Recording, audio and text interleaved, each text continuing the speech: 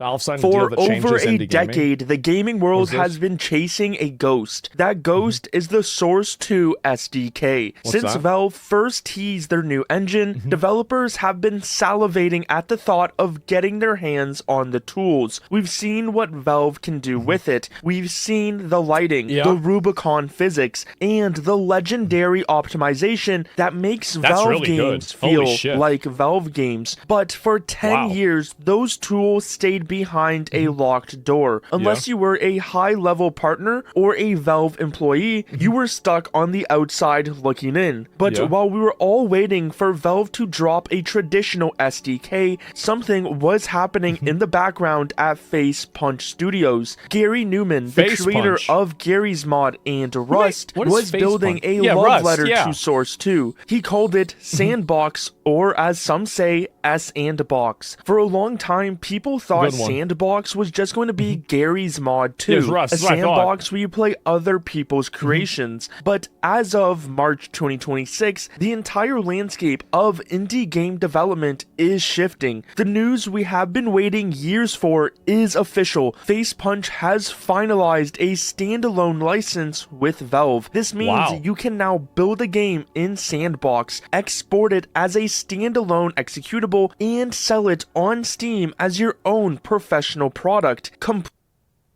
What? Holy shit. That's insane.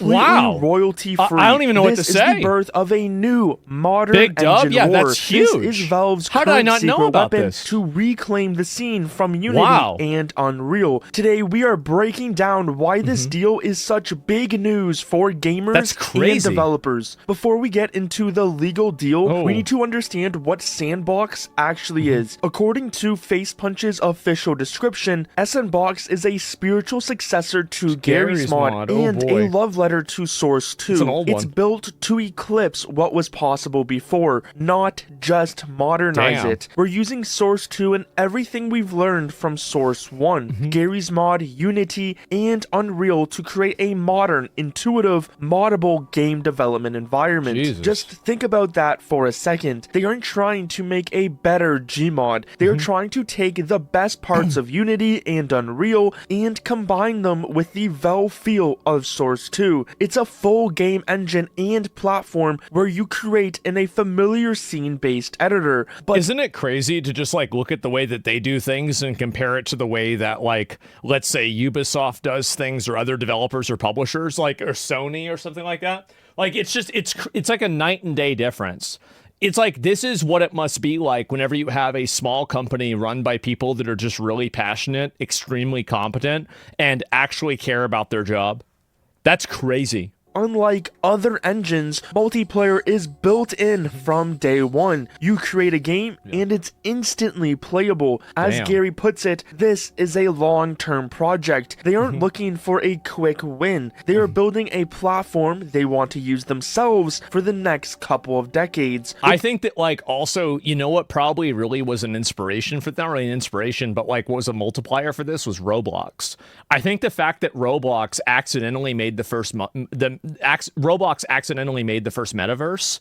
I think that what that's really done is that it's given all of these other developers with people something like this, they can see, wait a minute, okay, there is a use case for this. It can work. It can be successful. And this is how. And I think that's what's happened, is that people have seen the success of these other products, and now they're thinking about taking it on themselves. The Steam page already live and a full launch window set for April 2026. We are standing on the edge of a new era. Anyone who has tried out Sandbox already can tell you it has insane potential when it fully launches. The possibilities are essentially endless. So now let's get into the heart of the new developments. On March 25th, 2026, Gary Newman dropped a bombshell in their newsfeed. He stated, "We signed the new license with Valve this week, allowing us to allow people to export games from Sandbox's editor and ship them as standalone games on Steam, completely royalty free." He admitted that this wasn't an easy deal to strike. He called it a bit of a complicated journey. I'm so happy that you have these guys, because these are like the old guard computer nerds. You know, like this is like these are the guys that know what, you know, like internet relay protocols are. These are people that understand, you know, like whenever CMD opens up, they don't get scared, they get excited. Like this is like a whole different level of like fucking competency and understanding of computers. And I remember whenever I was in high school, and I remember these guys because like they were a lot of the older guys in the class at that time and like our teachers. And it was like, man, these dudes really knew their shit. They did. The real nerds, yeah. Required a lot of reassurance and compromises. The old but speech in the of end, CMD? as Yeah. Gary famously said, Valve did the bizzo. Usually, when you license an engine, you are signing away a huge chunk Yeah. of your wallet. But It's like this 20%. deal allows you to take But, your not 20. sandbox creation. Let's say you made a revolutionary tactical shooter, Unreal's like or 5. maybe even a cozy farming simulator, and then you turn it into a standalone game. The player at home doesn't even need to have Sandbox installed to see or play your game. You don't owe Valve or Facepunch a single cent in royalties for using their engine. That's crazy. Sandbox is entering the market and saying, keep your money. You Yeah. owe nothing for using the Source 2 technology. I'm so glad too. Like this is another thing is that anytime a company does something that is just purely for the benefit of the players and there's not like a bundle, like whenever Sandfall Interactive, for example, made like the DLC for like Expedition 33 and they said, yeah, it's out now, you can go play it. Like there's something, and like I don't expect people to work for free. I don't think there's anything wrong with asking for money, but I think that there's something special about people that make things and that people that, you know, are involved with this content and they do it. Obviously they can make a living at it, but it's not about maximizing revenue and making the most amount of money possible. It's about making something really cool and fun and then having other people appreciate that. And I think that there has been a receding of that. There's been a lot less of that. Royalty means it's exempt from the usual Steam cut, but if not, Valve can still earn money anyway. Oh, I'm sure they'll I mean, like sales in the game will probably be subjected to the same Steam agreement that everything else is. But like, I think it's basically like they don't want to double tax somebody, basically. Provided through Sandbox. This makes it one of the most financially attractive engines for any developer to launch and that's on. the other that, and I think that like what you just brought up, I was thinking about it a little bit more. I think that's the genius of a company like Valve is that Valve knows that they are going to make their money back from this. Because whenever they create these opportunities for people to make a bunch of video games, well, where do you think they're going to be selling the games? Where they're going to be selling them on your platform that you get 20% from. So like the idea that, oh, well, it's royalty free. Yeah, that's great. Obviously, it's amazing, but you're still going to make the money if these people are successful in the long run. And so that's, again, like the long-term, this is something I think American companies are doing. Is it 30? 30%, excuse me. Yeah, they're still going to get their 30% cut from this probably. And I think that what happens is that, you know, whenever a company has that long-term, like longitudinal position, rather than thinking about, you know, maximizing and min-maxing a quarterly earnings report or, you know, the annual income, I think that you can make decisions like this and they will always be the right decisions that are successful in the long run. And I think that's why companies like Nintendo, that's why companies like Sony even, Sony's not great, but they do make good decisions. Companies like Valve, they are generational companies. They will always make good decisions because they're led from people that look at things that are not directly in front of them. They're big brain moves. Yeah, they're thinking about the second order effects of the success of their product rather than an immediate payoff. Steam, Valve, and Facepunch are essentially paying it And they're forward. gonna get their money they out want of to it. see They the will. next generation of creators succeed without the weight of corporate greed crushing them before they start. But you might be wondering, why is Gary doing this? Why wouldn't he at least take a small cut? He is probably providing the rich. tools and so much more. In November 2025, when he began the process of open sourcing Sandbox components, he said, Valve gave me my chance. I'm already rich. I Exactly. don't want to fuck anyone over. Exactly. Like, yeah. And also that, like, for a lot of these guys, here's another component, is that it's like an ego thing. It's like, I can do this, and so I will.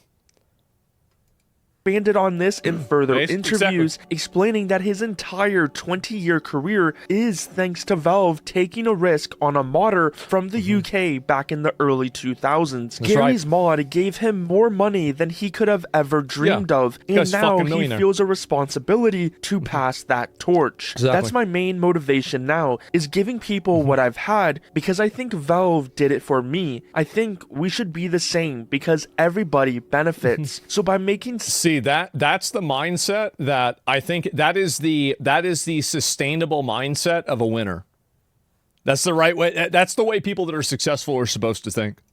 Sandbox standalone and royalty free, Gary is recreating the Gary's Mod moment for everyone else. He is giving us the tools to build the next big game, and he's removing every legal barrier that usually stops that from happening. But now we need to clarify something important. The version of Source 2 inside Sandbox isn't just a copy and paste of what Valve uses for Counter-Strike 2 or Dota 2. It's a custom high-performance branch that Facepunch has been gutting and rebuilding for years, as they also are using C# for multiple other systems. Customizable. So although this isn't the raw Source 2 code that Valve uses, it is still a very important part. Just think of it this way. Valve builds Source 2 to make Valve games. That means the raw engine is often full of Valve jank, specific code meant only for Half-Life or Counter-Strike. Gary and his team took that foundation and essentially translated it for the rest of us. They replaced the old clunky systems with modern workflows. It's Source 2, but it's been face-punchified to be fun and easy to use. So some game devs or even gamers might be wondering, but why would you pick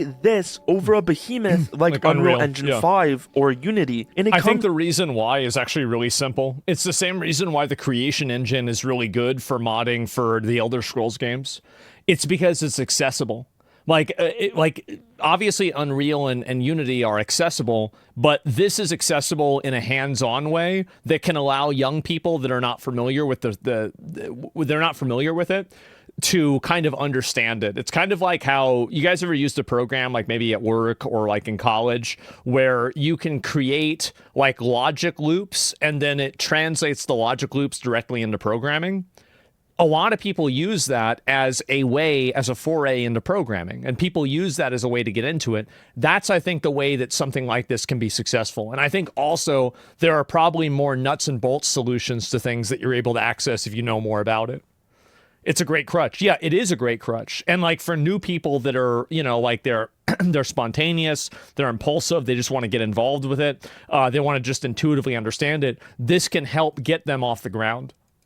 Down to three things: physics, fidelity, and friction. For physics, Unreal is known for chaos physics, which is great for cinematic destruction, but it can feel heavy or floaty at times. Yeah, it does. Source 2 uses Rubicon, which is arguably the most tactile physics engine in gaming. It's why throwing a bottle in Half-Life Alyx or moving in CS2 feels so precise. For indies making physics-based games, this is the gold standard. So Sandbox currently uses a customized version of Rubicon, which they call Box 3D Physics, as they've made tons of changes to it over the years. In terms of visuals, while Unreal has Lumen, it requires a massive amount of hardware power. People don't care about good graphics. Like, good graphics can maybe get people to watch a trailer, but they won't get people to buy a game. Like, you can look at that 1348 game that came out, and, like, it had very good... I mean, the fact is that Unreal's base graphics are just phenomenal. They're insane. Like, they're so good. Like, if you... Like, you can generate something that is near photorealistic with, it seems to me, from what I've seen, almost no level of understanding at all, or at least a minimal level of understanding. So, like, Unreal is phenomenal for that, but those things don't really get people, like, look at all the bullshittery games that have come out recently, and they've been massively successful despite being just, shitty, like, little, Flash games, basically. Like, look at Slay the Spire 2. Slay the Spire 2 is the kind of Flash game that you would play on Newgrounds in, like, 2006. But it's a game that's sold millions of copies and it has hundreds of thousands of concurrent players. So fundamentally, players do not make the Schedule 1, Mugenics, like we can go on and on and on. And Crimson Desert is a great counterexample. People love to see those incredible photorealistic, transcendent, push the limits of graphics games, but that doesn't mean it's mandatory for it to sell a game. Graphics do not make a game successful. Box leverages Valve's VRAD 3 lighting and native Vulkan support. It gives you that crisp, clean Valve look, high-end lighting, and shadows that run smoothly even on mid-range hardware. It's AAA fidelity without the AAA hardware requirement. But then there's also the death of compile times. In Sandbox, with hot loading, you can change the gravity of your world or the fire rate of a gun while you are standing in the game, and it updates the second you hit save. You're not just building a game, you're actually playing with it in real time. And think about how useful that is, especially for people that are not artists and developers, right? They're not, these are people that are new. They don't really know what they're doing. So this is a really great tool, especially for people that want to try this out and see what it's like.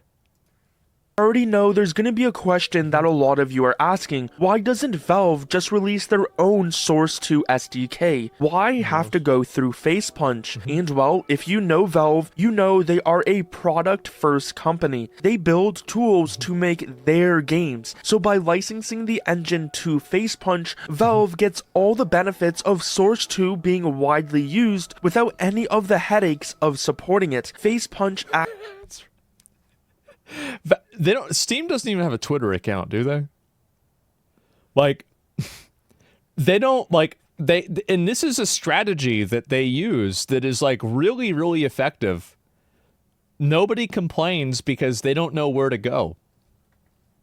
They do now? Oh, they do now, right? For a long time, they didn't. Yeah, so that's it. They don't know. Yeah, nobody's mad because nobody knows where to go. As the translator, they take the raw, powerful, and often messy internal Valve tools and polish them into a consumer-grade product. This is likely the only quote-unquote Source 2 SDK we will see for a very, very long time, even though it's not technically only Source 2 and more so just a custom version of it at this point. Valve provided the foundation and Gary provides the accessibility. It's a genius move that keeps the that way also, they can do all the PR for it. They can do the updates and everything. And then Valve, all they have to do is work on the back end and that's it. People forget Steam, the what is this here? The company has no vertical structure. The company's org chart is basically a flat line. Well, that's the way. I mean, the thing is that in a lot of very successful small companies, that's basically the way that things work. Is that, there's a guy that's organizing things for you, but there's not a, military level chain of command where this person tells you what to do and that person tells you what to do. It's if you want to go up and ask a question to, the president, he's over there, you just go ask him, right? That's it. And so I think that having something like that, it's something, it becomes less feasible at scale. But I think that for a small company, and many companies don't need to be big companies, they can be small companies, it's the best way to make decisions. No middle management. Yeah, well, there's also no middle management, no bullshit HR stuff. It's just people that are there to work, right? And they're there to work, and it's a great thing too. It's not like it's bad or it's boring or something. There's a positivity with that. Valve ecosystem alive and thriving. So right now, we are currently in the home stretch. The technical rollout for standalone exporting is happening as we speak. Gary mentioned that they still have some paperwork to finish. We still have work to do on our end. We need to create a license between Facepunch and the people shipping games, then double and triple check everything is legit. When it's ready, we'll be piloting it with a few select people. The first game expected to launch under this license is My Summer Cottage. When that hits Steam, it will be proof of concept for the game dev industry. Once that's over, the doors are open for everyone. I think that something like this will only pop off whenever a game that comes out goes viral.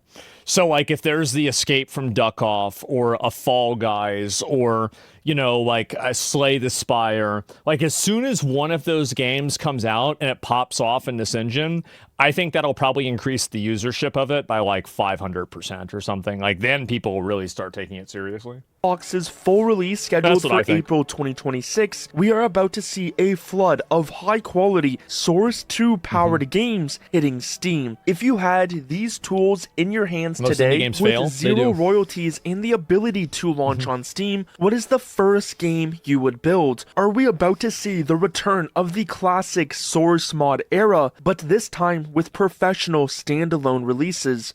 I think that you'll probably see a lot more of that, actually. And I think really where things are going to go is that like you're going to have more and more of these games come out that are built on these existing engines, because most people, the way that they want to play games is that they don't want to go into some hyper elaborate, really complex environment or anything else. They just want to play a very simple, very straightforward, easy to understand game. And I think that with a lot of the new games that are very successful, many of them are very straightforward and very obvious. Things like, Counter-Strike, super obvious. Dota 2, not so much. Crimson Desert, not so much. Slay the Spire, pretty obvious. PUBG, pretty obvious. Arc Raiders, in the middle. Rust, it can be both. Marvel Rivals, kind of both. And you have a lot of these games here, right? And basically, whenever you have one of these games pop off, they are always simple games. Almost every single time, they are simple games that are easy to understand. And I think the reason why is because people don't want to invest, 20 hours into understanding every fundamental, understanding every function, every game, mechanic. That's why something like Fall Guys is allowed to be such a massive viral success, and other games really aren't. I think that's the reason too. Classic example of simple, good fun.